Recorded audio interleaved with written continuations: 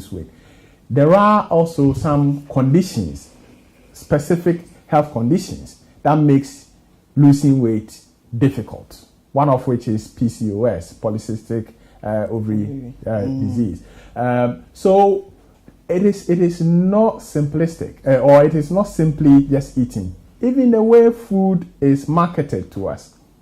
If you go back in this country, say 10, 20 years, and you look at the portion sizes that were being sold for like our high street restaurants, you will see that the portion sizes slightly increases year by year, such that people are eating the same, they are ordering the same, on the same menu, but the portions are high. But if you look at our environment here, whereas some years past, people will have to walk. Even me, I came here about 16 years ago. You have to walk a bit further to get a bus. But now bus stops are too close to each other. So our physical activity is going down, but the way we eat is also going up. Plus, the society is not conducive to help us to lose weight. So, in what way? So, for example, in the past where I grew up, you were okay to go roam, play football, and come home. You can't do that here if you are a child. Security is not that great in this country, so parents they feel uneasy to leave their children to go roaming. People spend more time in the house, indoors, in front of screens. Children spend too much time on the screen. Parents are busy with life. Going to the park is not something you do too often. So a lot of things are playing against us, which makes it difficult. Yeah, and indeed, obviously, for the past 1.5 years, there's been lockdown. Absolutely. During COVID, and a lot of people trying to shield have stayed indoors and therefore dropped their level of activity. So, But having said that, there's some evidence that when people were in isolation, for some people, it did them a whole lot of good. Really? Yes. I will explain that in terms of their health, actually. So, whereas activity levels came down, for some people, they cooked more. So, they did not rely on junk food. They cooked, they were able to have much control on the food that they were eating. For some people, it did them a whole lot of good. But of course, if you were the type whose physical activity was only running to catch the bus or the train when you're going to the office, and that has been taken away from you, then of course it makes it difficult to then control your weight. Right. I mean, we hear this a lot, body mass index, and I think clinically that is what we look at when we are considering weight, either weight gain or weight loss. And it's a key tool in using in a lot of assessments, especially in the tertiary sector, isn't it?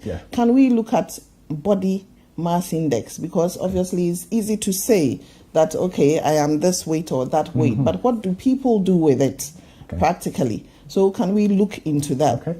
So body mass index is more of a clinical tool to check whether somebody's weight is affecting their health or not.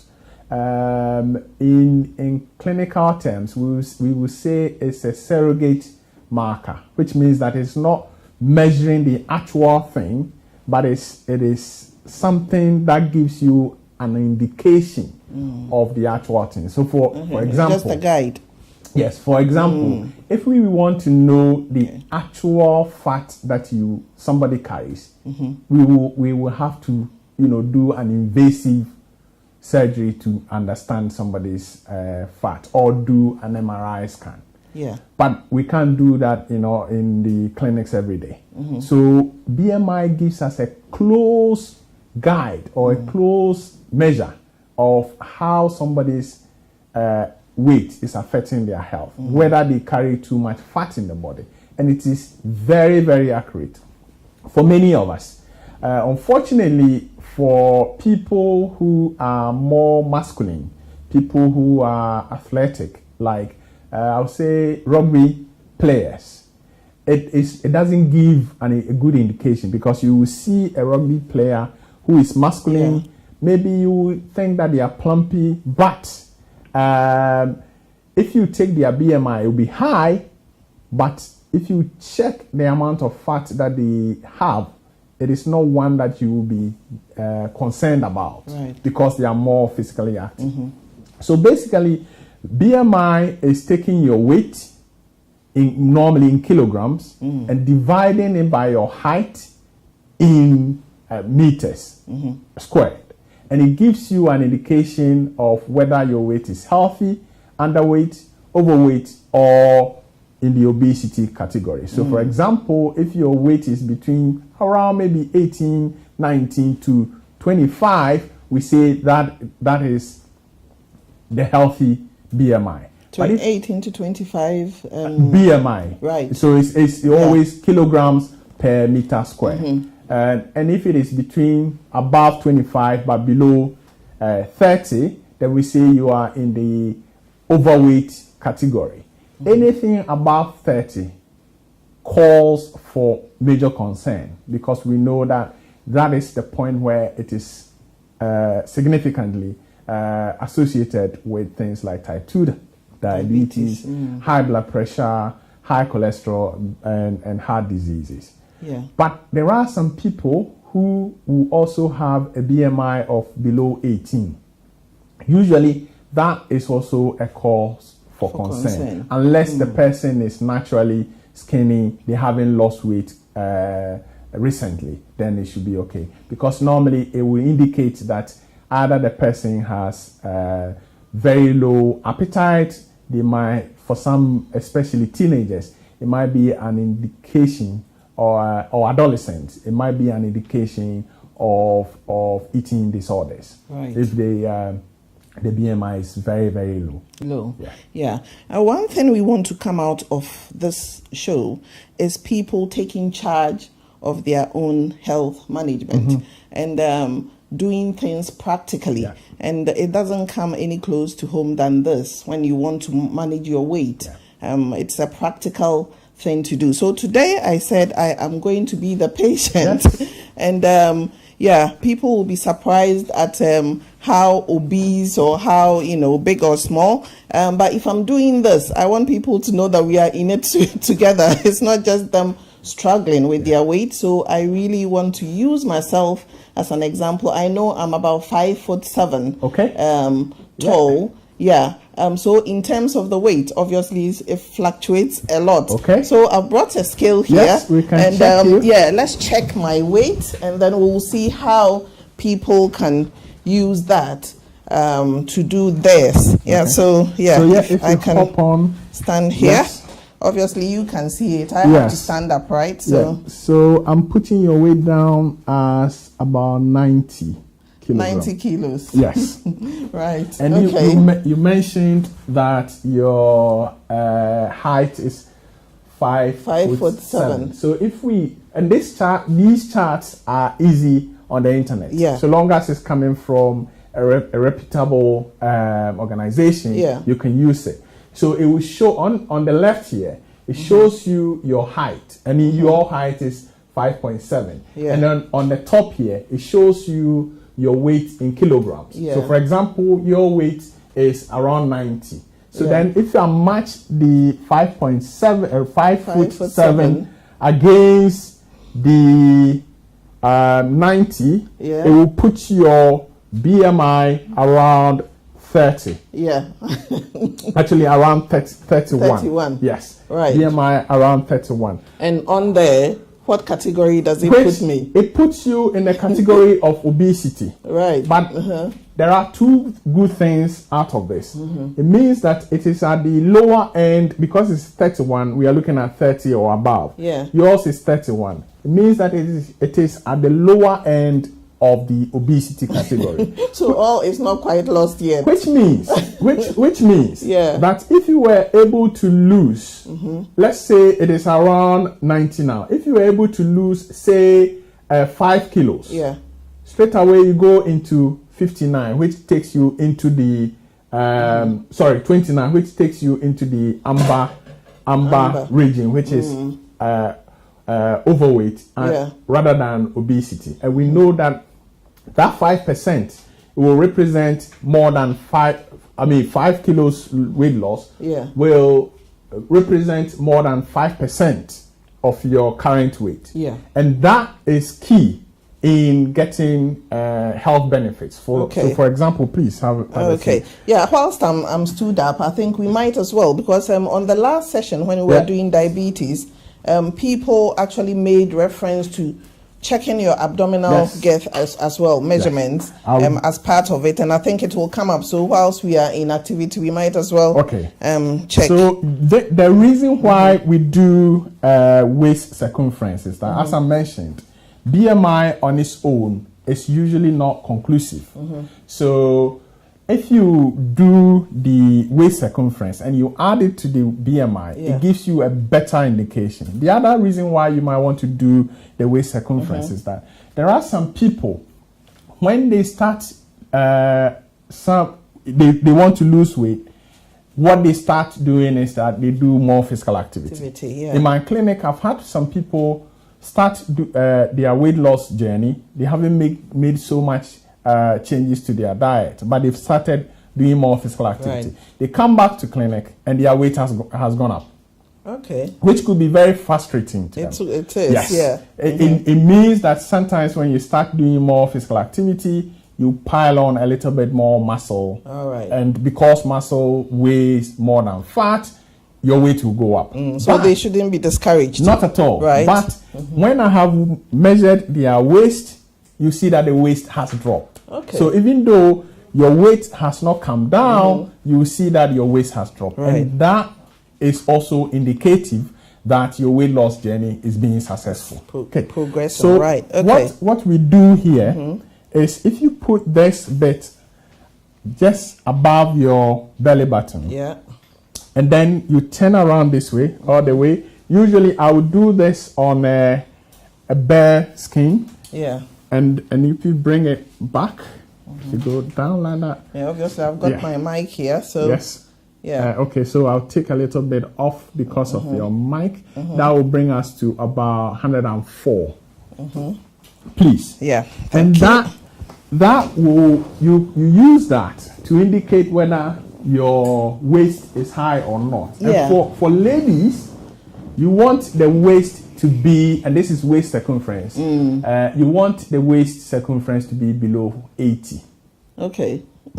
And for men, you want it, so, and this is in centimeters. 80 centimeters, For men, you want it to be below 97.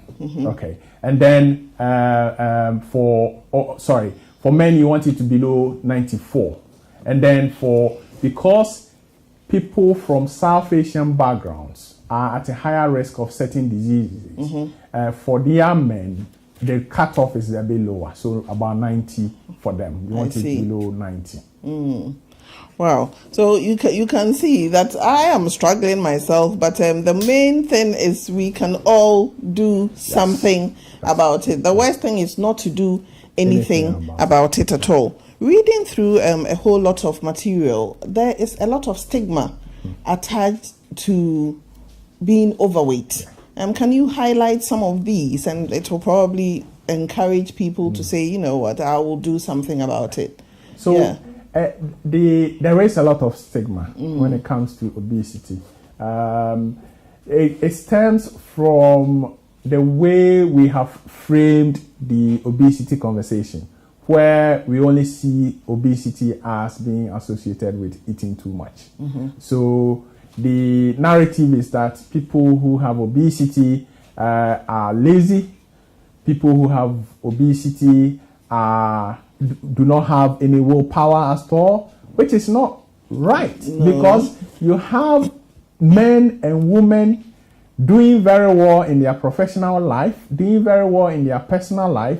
You can't tell me that those people are lazy. There are people who wake up early morning to go to work, people in high places who are making managerial decisions. You can't tell me those people do not have willpower. They do not have. So that is where the stigma comes from. And the sad situation I have had is where the person with obesity has been stigmatized in such a way that they internalize it.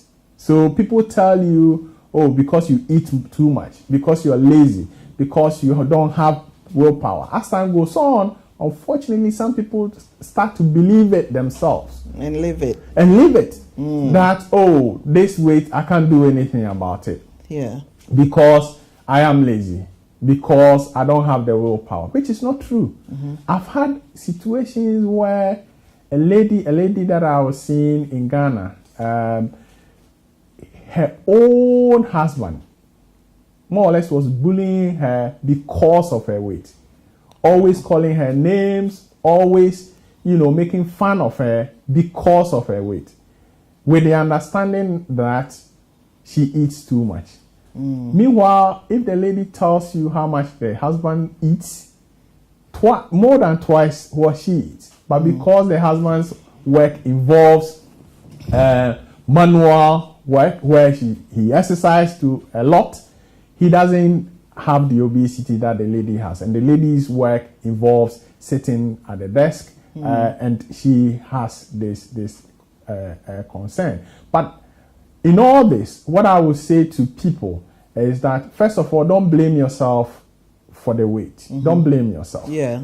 The starting point is that you commit that you want to do something about it. Even though the genesis is not simplistic in itself, that it is linked to your eating, if you commit to making changes to your eating, and we'll talk about this briefly, and you make changes to your exercise levels, especially with support, I have seen a lot of people who have lost weight, people who have been successful in losing weight. So it is not something that you have to live with for the rest of your life. You can make changes if you have the right support. Yeah, from what you are saying, it means there are some of the causes which we can have control over, and others we can do nothing about. So let's just break them into two. Okay. What are some that we can have control over, and then others that we cannot? Okay. So I mentioned that genetics play a huge role. At the moment, you can do very little about your genetics. I would say you can't do anything about your genetics, even though there are some studies to look at whether the genetic predisposition can be altered.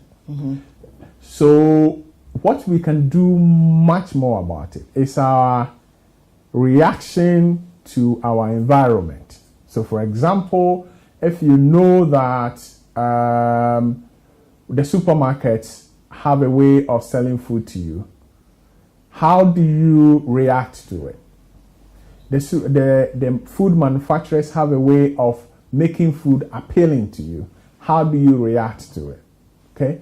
Then there is the issue of you taking control to say that I am going to eat in a way that is not only influenced by the taste of the food, i.e. the food tastes good, so I'm going to eat as much as I want. Or this food is my favorite, so I'm going to eat it every day. But you have a way of taking control to say that what determines my eating.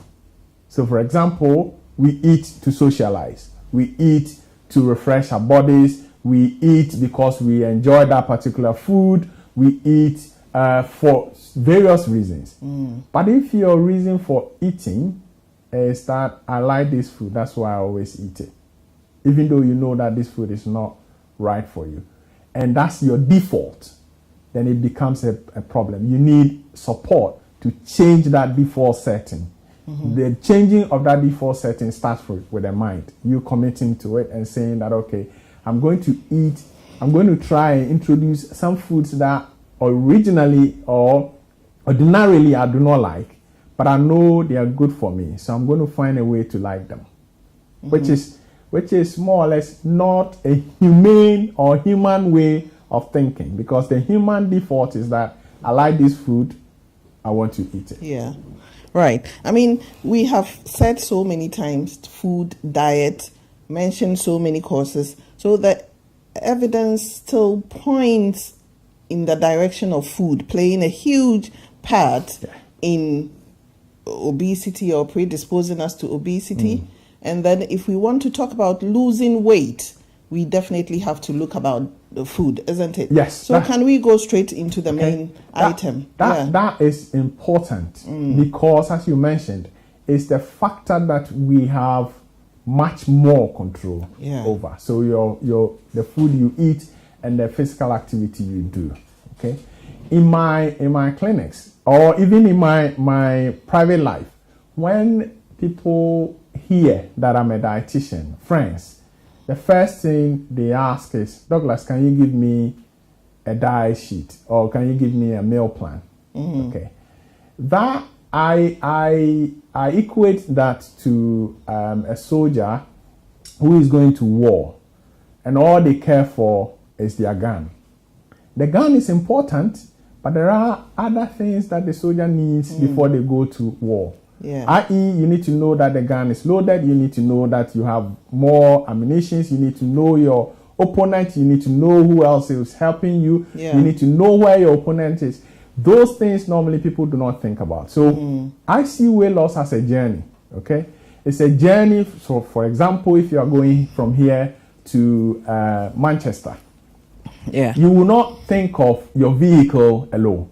So I see weight loss as a journey. Diet is the vehicle. But if you are going on this journey, you don't need only diet or you don't need only your meal plan. You need a lot of things. One is what I call the ABCD. A, which is that you have to assess your own readiness to lose weight. You have to be ready. Otherwise, any diet they give you is not going to go well, which is why people's weight go up and come down, it goes up. And you have to assess yourself and make sure that you are ready. And for B, you have to begin the journey with a goal. So like I was saying, if you're going to Manchester, sometimes you will know, okay, I want to get to Manchester at this time. I want to use the M1. You have specific goals. Yes. Okay, so you begin with your goals in sight. Okay. And you have to, the C is that you have to chase your progress. So when you're going on this journey, you get to junction 6, you know, okay, I'm nearer to Manchester. I know in an hour's time I'll get to Manchester. It is the same for losing weight. You have to find a way of monitoring whether the changes you're making are leading you to your destination. So for example, some people weigh themselves once a week, and I think that is realistic. Some people also keep a food diary, which gives them an opportunity to compare the changes they've made to where they were previously. Okay, and my last, which is D, is that you have to draw on support. All through research, weight loss that is done on people's own or done by themselves, it usually does not end well. You need support. Support doesn't mean that you always have to go to a dietitian or you always have to go to a nutrition. Sometimes support means telling people around you that this is the journey I'm embarking and this is the support I want. For example, don't be teasing me with food. Don't be inviting me for sumptuous dinners in this month, because this month I want to dedicate it to starting my journey. So I think you need these pillars, and once you got these pillars sorted, then the diet will be successful. So we can talk about the diet. We can talk about the diet. Viewers, if you have just joined us, I've got Mr. Douglas Twenefour. He looked into how we could get diabetes into remission by using our diet last week. And there were so many questions from you guys saying, what about those of us who are not diabetics but want to lose weight? So I thought, let's follow through and have a session on weight loss. So far, we have looked at how you can check your own BMI, body mass index, and I've been weighed, I've been measured, and it's not looking great. So you are not in the battle alone. Towards the end of the session, again, I am going to try and find out how I can practically, like what we can do when I come to see you in your consultation, like where it will lead me to. But if you haven't phoned your friends, please do get them to join in. We are live on Facebook and YouTube through Omega Live TV. And let's just take a quick break, and then we will start looking into diet specifically. We'll be right back. He's meticulous, very detail-minded. He likes to think outside the box. You leave a work to Christ and you are sure you'll come back to meet your best. And we were working together nicely before he had this intention of starting his own business. He discussed it with me and I endorsed it and I let him go. And ever since I've been working with him, I disposed a couple of properties. I did it through him, and that was done in a record time. And I will always recommend Christ for anyone who wants to deal with properties, to deal with Christ and have the peace of mind and also have assurance that he will have the best deal.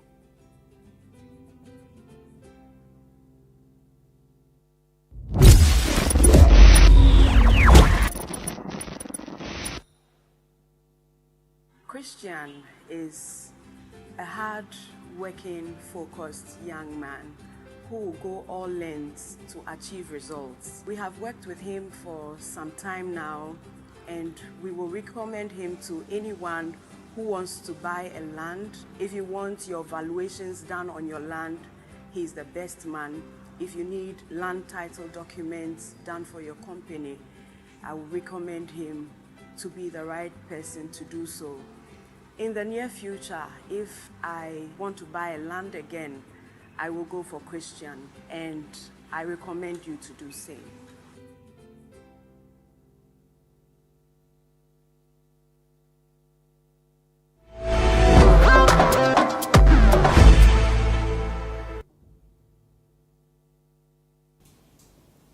Welcome back, viewers. I hope you've called your friend. You are sharing this. Please keep sharing. It's very important we get people to be involved in these health sessions. So we will dive straight into diet. I have been reading about all sorts of diet regimes, and sometimes people really do get confused as to what to do. So from some of the materials I read from you, I saw low carb diet, Mediterranean diet, and even lower carb diet. Yeah. It is so confusing for everyone. Yeah. What is the right thing to do? Okay. That is, you're not the only one who finds the information overwhelming. Dietitians do, clinicians, other clinicians do. It's just because different researchers have different interests. But fundamentally, weight loss diets are diets that will help you to cut the amount of calories that you're eating. Right. That might not be the starting point, i.e. you don't have to count the calories. But at the end of the day, weight loss diets are diets that when you start on will help you eat less calories than you previously was eating. Calories are the energy that we get from food, and it is the one that we need for our daily activities. Okay, so if the amount of calories that you are getting from your food and drinks is the same amount that you are using for your daily activities and the physical activity you do, your weight will be stable. Stagnant, yeah. Okay. For some people who are eating and drinking more calories than they use, what your body does is it stores the excess, and it usually stores it as fat. And that's how come people's weight goes up. So if you want to lose weight, you want to tip the balance to your favor, which is that the amount of calories that you are eating, you can maintain it. Yes. and then do more physical activity, which means that the amount that is coming in will be less than the amount that's going out. Okay. However, we have found that that's very difficult because it means that you have to do at least an hour a day of exercise in order to see some weight coming off if you maintain your diet, which is why most diet will say change your diet but do some physical activity as well, which means that you eat less than what you're eating previously and do a little bit of exercise, which means you are getting benefit from reducing your calories and you are getting benefit from increasing your physical activity. The names that they attach to the different diets is not as important as the amount of calories that you cut out of your diet. Okay, and I'll go through the different diets so that people will understand. Not all of them are healthy. So it depends on one, whether you are trying to lose weight for your health. If you are trying to lose weight for your health, then necessarily the diet has to be healthy. But if you are trying to lose weight, for example, I have had actors who need to lose weight quickly in a short time. Right. That you can follow a diet that is not necessarily healthy in the long term, but because you want quick results, I have had actors and actresses who have done that. Okay. To lose weight just to play a role. Okay. I have had people, ladies usually, who want to lose quick weight, maybe for an upcoming event such as wedding. You can do that quickly, but for the long term, you want to follow a diet that is more healthy. And I'll explain what elements you want to look at to be able to ensure that it is healthy. The principles that underline all healthy diet is that, first of all, you plan the diet. So most often than not, you have regular pattern, so regular meals. So you don't wait until you are hungry before you eat. You have your set time to eat. The reason for that is it helps your body clock better. Okay, and it helps also regulate your appetite. But if you eat on impulse, it becomes a habit, which means that you pick on things that are available rather than having planned for it. So eating regularly is important, no matter which diet you decide to go on. The other principle that is so important is that you try as much as possible to reduce your portions. And here I'm talking of portions of carbohydrates, portions of fat, portions of protein. Okay? Whilst you're doing that, you increase the portions of vegetables and fruits. Okay? So you reduce the portions that bring a lot of calories, and you, because you don't want to go hungry, you replace that with portions that bring less calories. So for example, I think I said that the last time. For example, if you have a plate of rice and you fill the whole, normally you will fill the whole plate, and you have a little bit of sauce on the top, and then you have your chicken on the top again. My advice would be no. Don't put one food on top of the other. Right. You can decide that half of your plate will be the rice, half of it will be some vegetables. Necessarily, you have to have some vegetables with it in order to fill you up, and then some part will be your protein. Yeah. So you don't put the food, one different food on the other. Otherwise, you won't have a visual representation of how much of each food you're eating. So portion size is one, and then eating more fruits and vegetables is another.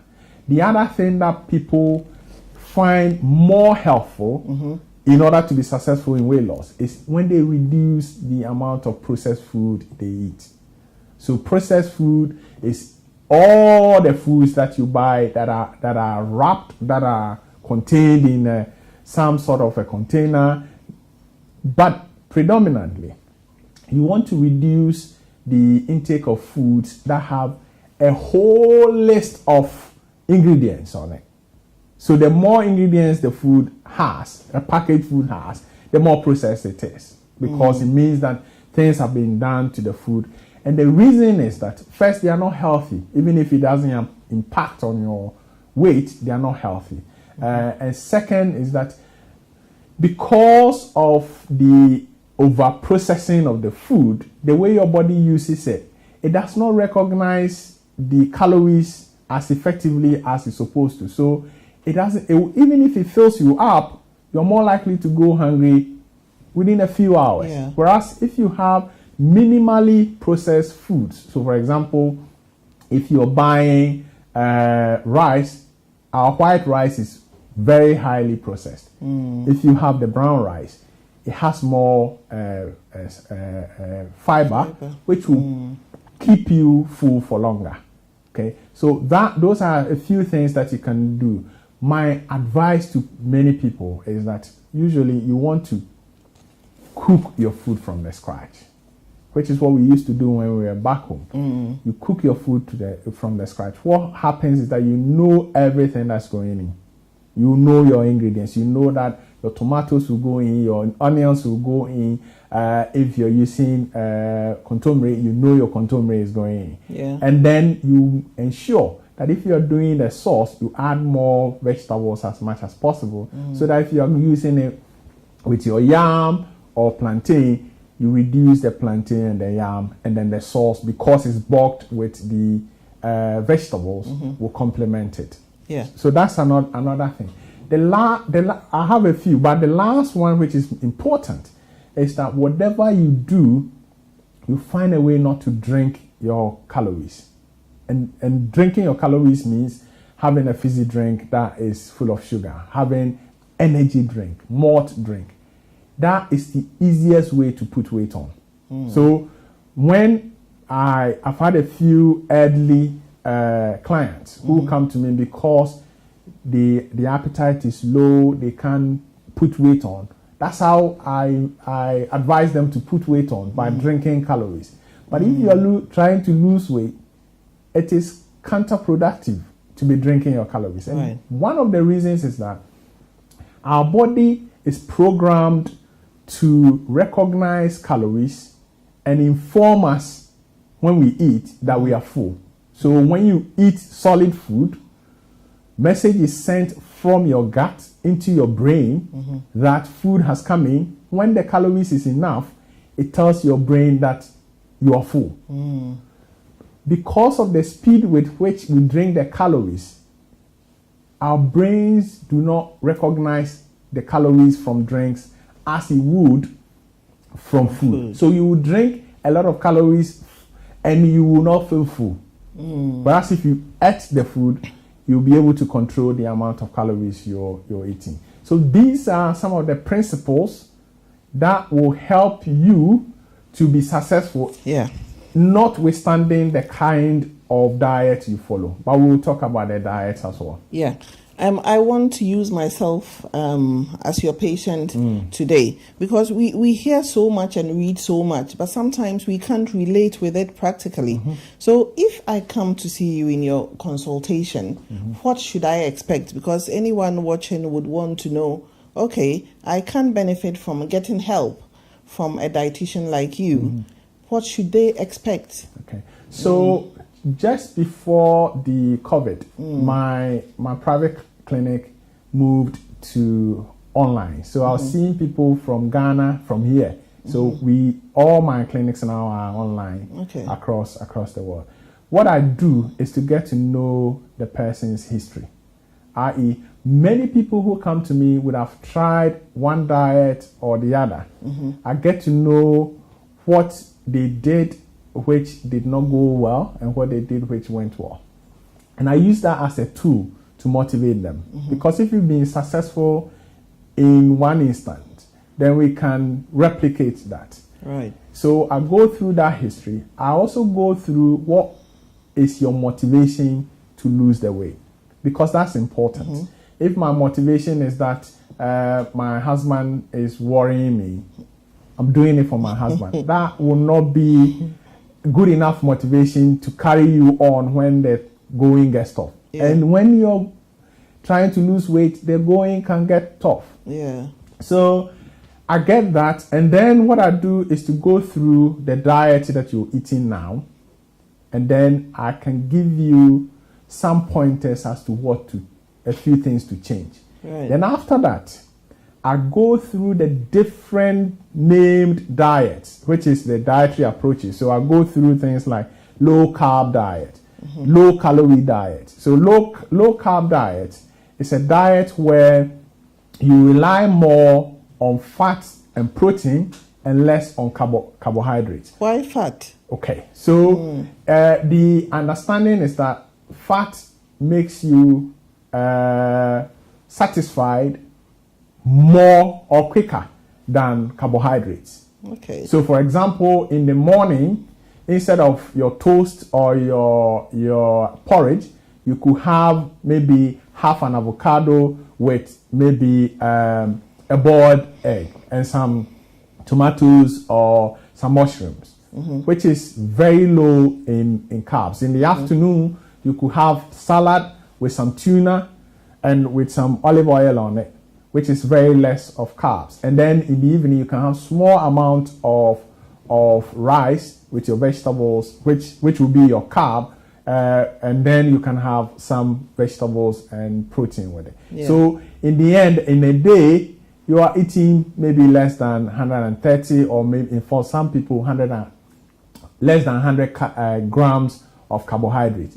When that happens, your body relies on fat for energy, more so than carbohydrates. In so doing, you lose more of the fat that you have accumulated. Right. And I've seen a lot of people lose weight quickly on low carb diets. Okay. The other diet that I also talk people through is a low or very low calorie diet. This one is, and I do this with meal replacement. And this one, normally I'll do it for about a month or two, just to help people see weight loss quickly, which will then motivate them to transition into diet or into foods. What I do is, there are products in the market which come in shakes. So you have, each shake is about maybe 300 calories, some of them 250 calories. So you instead of your breakfast, you have this shake. Afternoon, you have one. Evening, you have one. So in the end, you have about 800 calories. And that will be all you are having for the day? Yes. I've had people who, when they start, it's difficult. But within a week, their appetite level drops so that they are able to cope with it. I had a lady in Ghana who was following it since May. They've lost 12 kilos. Wow. So they've lost 12 kilos in eight weeks. And that has motivated them. And now I'm transitioning them into food. And when they transition into food, they can't consume as much food, because when you've lost, say, 12 kilos, part of what you've lost is your stomach. So your stomach shrinks, so you can't contain much food, and that helps them to eat less going forward. So the very low calorie diet is another option, but I do this in a short term, because normally you don't want to do that for a long term. But these products gives you all the nutrients you need, so you don't miss out.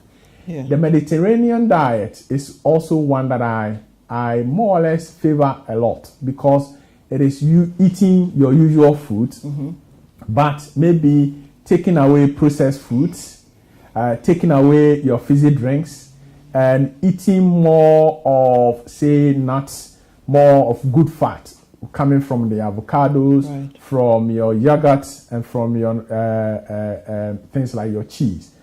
It seems to help not only with weight loss, but it's cardioprotective as well. So normally people that have gone through it, I've seen their blood pressure drop, I've seen their cholesterol drop, but most importantly, I've seen their general well-being, how happy they are, because the diet is not too different from what they usually eat. They've only made a few changes. They seem to be able to more or less tolerate it that better.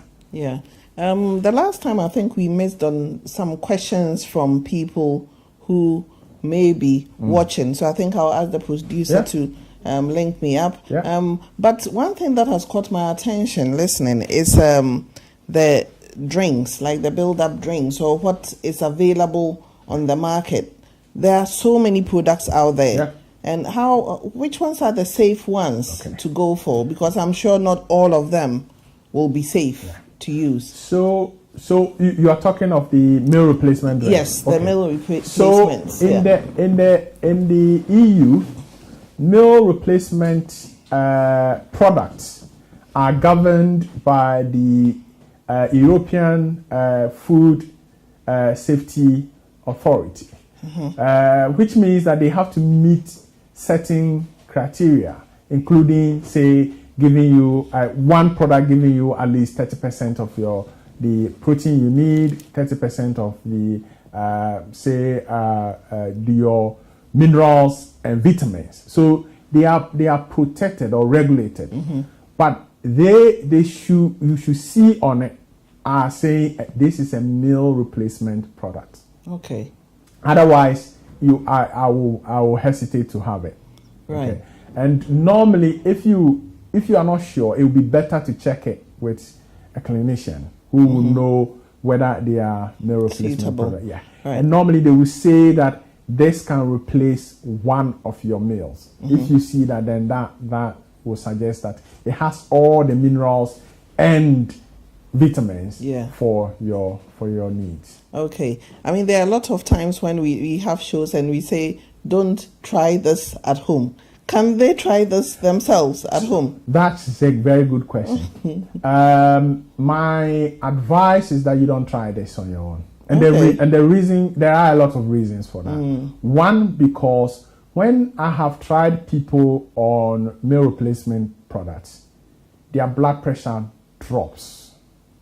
So if you might not know your blood pressure, and if you try it, you might feel fainting because your blood pressure will drop. So many a times when I'm starting people on it, I will ask them, or I'll speak to their GP to change their blood pressure medication, or actually take them off their blood pressure, and then we'll monitor it. So I would say don't try it at home. If you want to try it, you want to involve a dietitian or a nurse or a nutritionist who will be able to advise you, first of all, on the products, but also how to go about it safely. Because I have tried a few people on where they've not coped with it well, because it can affect their relationships, because your energy level may drop. Your spouse might see you as lazing around, being in a couch, and that might not augur well. So a lot of things go into it, and it is not in your benefit to it is not. I mean, I am even worried about people who may not know whether they are predisposed to diabetes, and the risk of hypoglycemia is something you have to have at the back of your mind, isn't it? So if you have diabetes and you are not on medications, then your risk of hypo is not different from somebody without diabetes. Right. So your risk of hypo comes from the diabetes medications, and it is specific to certain medications. So for example, when I'm trying somebody on this and they are on insulin, I've asked their GP to either drop the insulin for people with type 2. This will not be for somebody with type 1, because type 1, you can't drop your insulin. So for people with type 2, I will reduce their insulin. Sometimes I've taken them off the insulin, replaced it with things like metformin, and they've coped well. Because one of the things that happens is that, as you mentioned, your sugar levels will drop considerably. So for some people, it's a motivation, because it means that they'll be managing their diabetes without the insulin or without many medication. People from our backgrounds have problems working out calories, because we don't know how much is in, say, a bowl of fufu, for instance, which is a carbohydrate based, it's starch basically. Yeah. How do people work out all these things? Because I know, for instance, for people who manage their diabetes with diet, a lot of them are very good at knowing how many calories they are taking, and even people who are type 1s on what they call the Daphne program would be using calories to determine how much insulin they would be taking, for instance, isn't it? So how do people know how much calories is in our type of food? Okay. And then to top that up, somebody is saying that they can't do it like salads at all. Yeah. So are there any other things? So I'll take the last one first. That is the reason why we talk about different diets. So the salad was in relation to a low carb diet. So if you're following a low carb diet, it is impossible to follow it healthily without liking greens. Right. It is impossible, because it will mean that you will rely on animal foods more, and that is not good for your cardio health. Yeah. So if you want to follow a low carb diet successfully, necessarily you have to like greens. It doesn't have to be salad, but things like your peas, things like your contomere and spinach, they are all part of the greens that I was talking about. But in terms of how to measure your calories, yes, people with type 1, when they go on the Daphne course, they are taught how to count their carbs, which then determine how much insulin they inject. Yeah. Which it is more or less part of their treatment. If you are trying to lose weight, and I don't know how this is going to go out, you don't have to count calories. You don't have to. Right. You don't have to. I've seen many people who perhaps major on the minors, and I see calorie counting as a minor. Okay. Our bodies are programmed to take certain amount of calories, above which it will usually alert you. So some of the things you need to do is to be in tune with responding to your satiety point. And can you expand on that? Yes, which means that first of all, you decide that you're not eating to get full.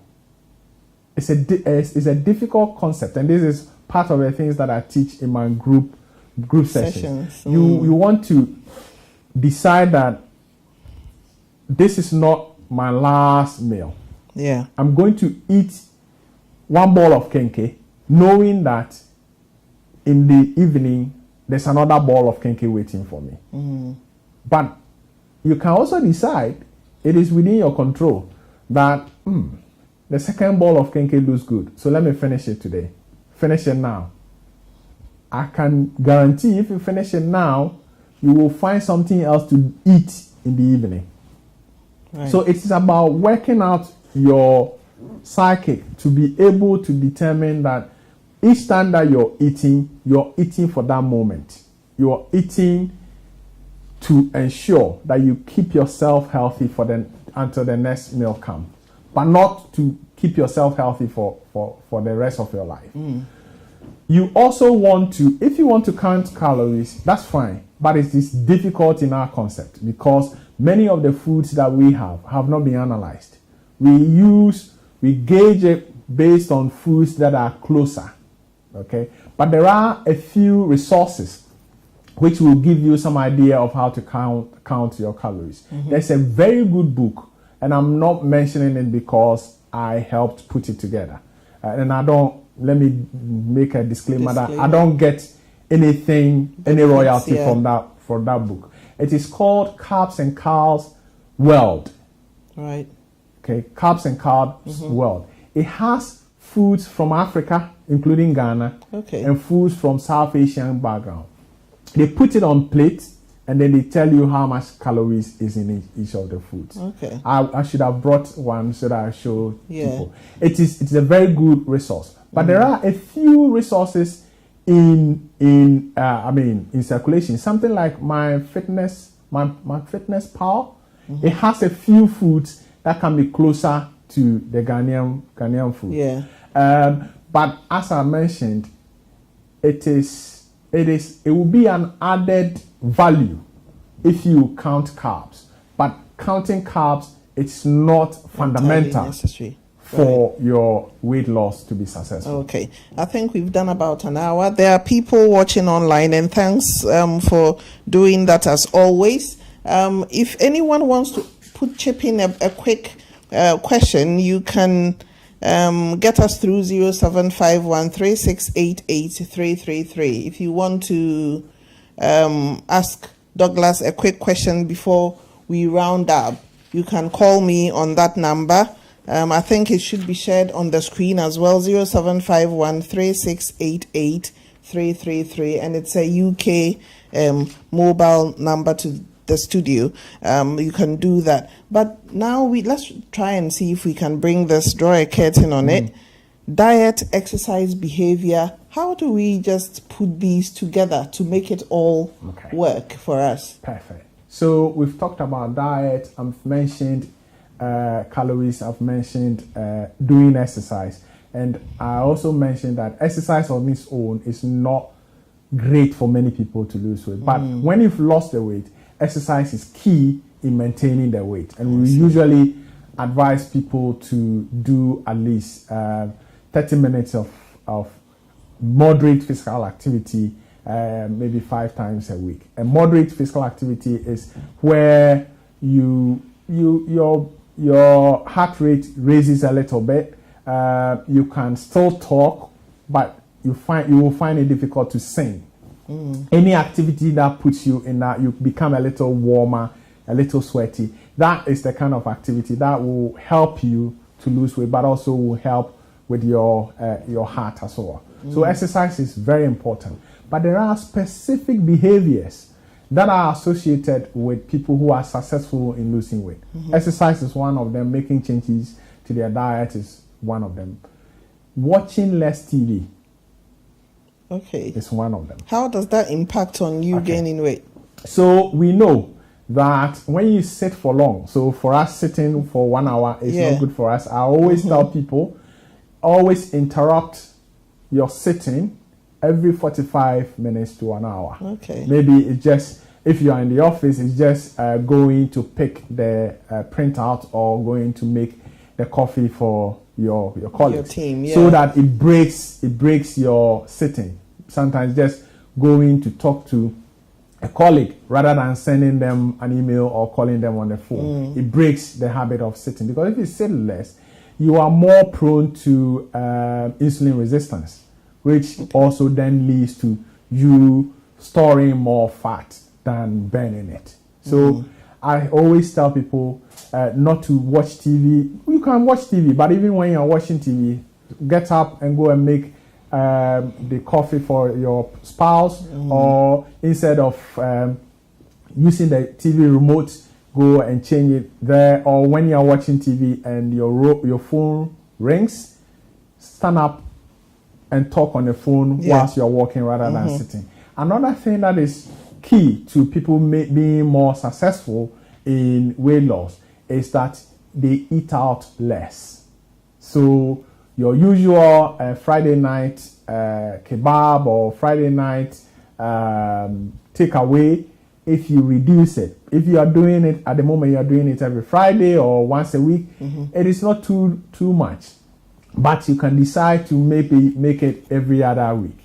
If you are doing it 3 days a week, you can decide to make it once a week. Wherever your starting point is, try and reduce it.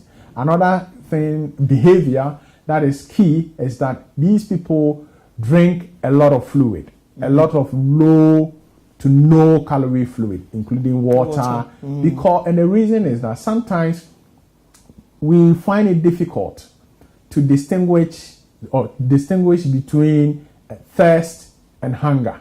So sometimes you might be dehydrated, needing water, but in your mind you might think that is hunger, and you go and fetch food. So drinking more water, drinking less calorie food drinks like tea and coffee without sugar, green tea, or even the diet fizzy drinks. They are all good in keeping you hydrated, which would then mean that you don't end up eating when you are thirsty. Another thing is alcohol. People do not see alcohol as being counterproductive to their weight loss journey. One, because alcohol has calories in it. So if you are trying to lose weight, you might want to cut back. But also, alcohol can also affect the control that you have on your food. So some people find alcohol as appetite stimulant. So they eat more when they've had a little thought, which might not help. If you are trying to lose weight, the last thing you want is to help your appetite to go up. So those are some of the things that people do in order to lose weight successfully. Another thing, which might be my last one to add, would be that they keep track of what they are doing. I mentioned people weighing themselves more regularly, because you use that as more or less as a troubleshooting mechanism. So that if you see that the weight is not coming off, then necessarily you need to make some changes. You don't want to leave it too long. Once a week sounds okay. And then some people write down what they are eating as well, because when they reflect on what they are eating, it gives them some shock and say that, okay, maybe I need to change things. Right. It's been such an eye-opener, and I've thoroughly enjoyed it. I am definitely one of your patients now, because I need to set a good example for the people who view, and I need it more so for my own health and well-being. So do you want to round up on this session? Obviously, you can add on bits from when we did diabetes. So we round up and draw. So first of all, I'll say that unfortunately, I have seen some relationships that have been challenging because of weight issues. So husband not liking the wife because they married a slim lady who has now put on weight after giving birth. So it can bring some difficulties within the house. That's not exactly fair, is it? It's not fair. It is not fair. But I've also I have had a husband actually come to my clinic with their wife, being very supportive. So it works both ways. There are a lot of husbands who are very supportive. They do not bully. They do not tease their better halves. They encourage them. And when the other half has been successful, I have heard of stories of even the bedroom stuff improving, which is good for everybody. So I would say that people should take weight loss as a serious issue.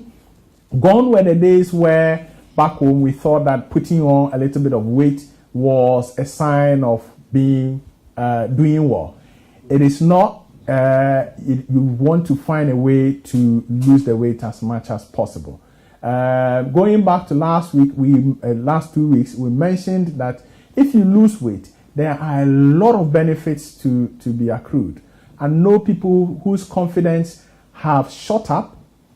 One gentleman that I had in Holland, they were up for more or less a promotion. Of course, you have to go through interviews, but they never put themselves up. This is a Ghanaian who was doing very well in the IT business, but his confidence was not there. After losing, I think that gentleman lost about 15 kilos.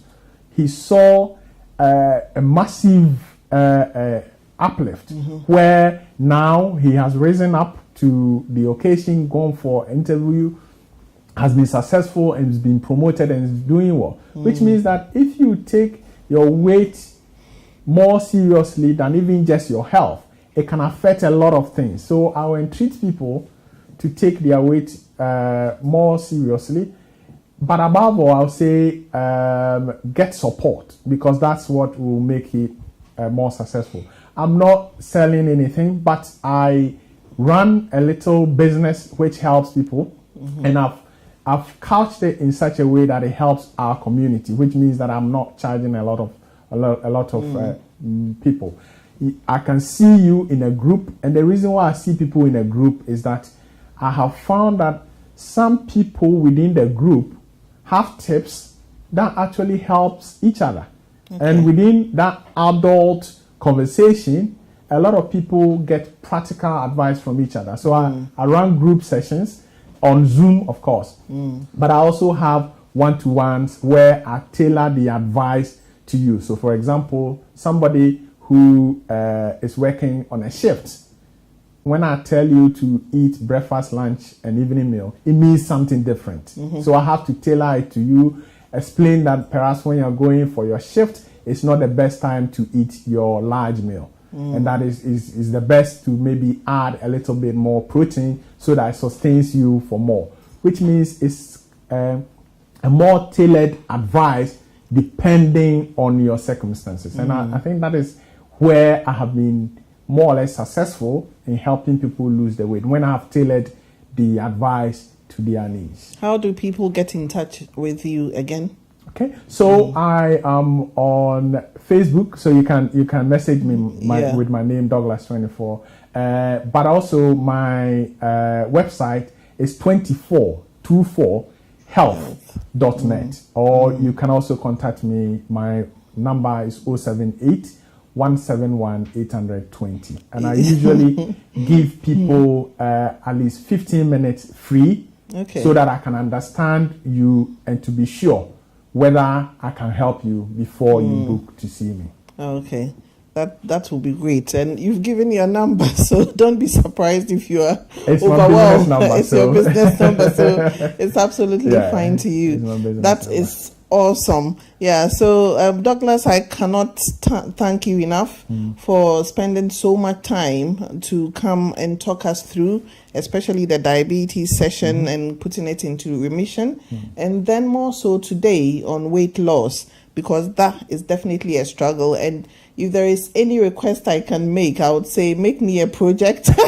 Yes, we can do that. Yes, come back in 6 months' time to tell people. Yeah. Just by the way, about 9,000 plus people watched the last show. That's great. So even though there are not many who get to watch it live, the viewers do well to share and share and share, and people view and bring their comments and all that, which is encouraging. So please, let's do this health thing together. There is no way you would be happy if someone within your circle is struggling with their health. It's something that affects everyone around you. So it's important we look at these health issues holistically, isn't it? And consider it as a community project than anything else. The next time we come here, I think we've done sessions on diabetes and on weight loss back to back.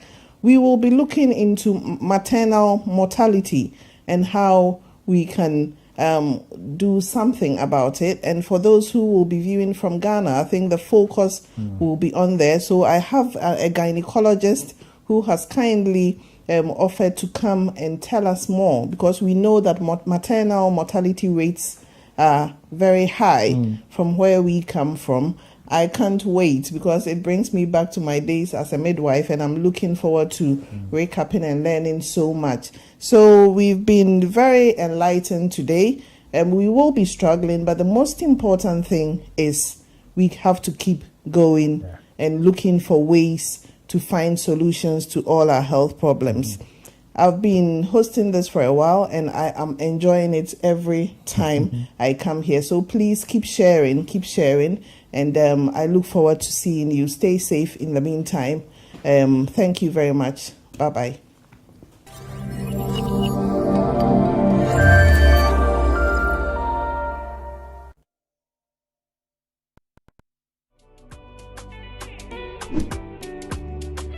Enjoy some fabulous rewards. Get a cool £10 reward when you receive £100 or more from the UK.